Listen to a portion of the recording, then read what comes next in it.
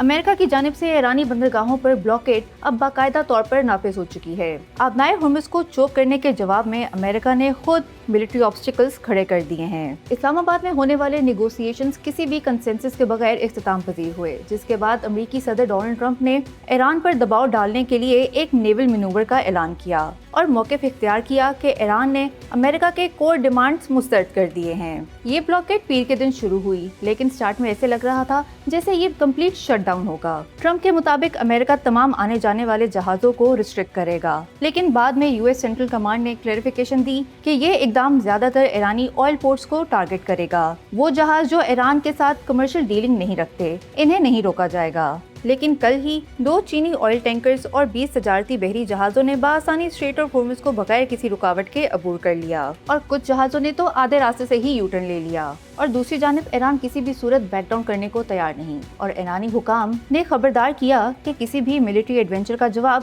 Forceful response سے دیا جائے گا۔ ان کا دعویٰ ہے کہ اسٹریٹ آف ہارمز پر اب بھی ان کا کنٹرول برقرار ہے۔ امریکی نیول فورسز نے اسٹریٹ آف ہارمز کے اطراف میں اپنی ڈپلائمنٹ بڑھا دی ہے۔ ڈسٹرائرز، فائٹر جیٹ اور ایک مکمل کیریئر گروپ پوزیشن میں ہے، اور جیسے جیسے کشیدگی بڑھ رہی ہے، انرجی مارکیٹس شدید دباؤ کا شکار ہو رہی ہیں۔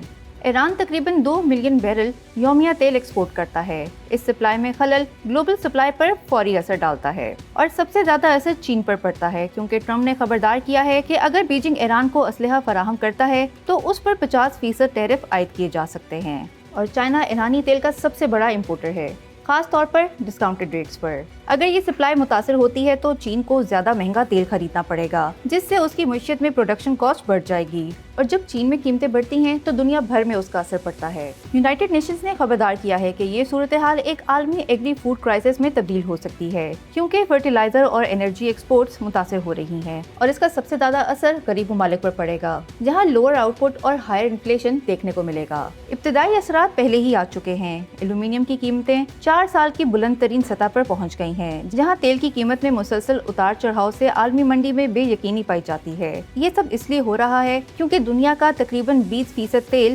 آبنائے ہرمز سے گزرتا ہے، اور یہ اب صرف ایران کا مسئلہ نہیں رہا، بلکہ یہ ایک گلوبل اکنامک کرائسس بنتا جا رہا ہے۔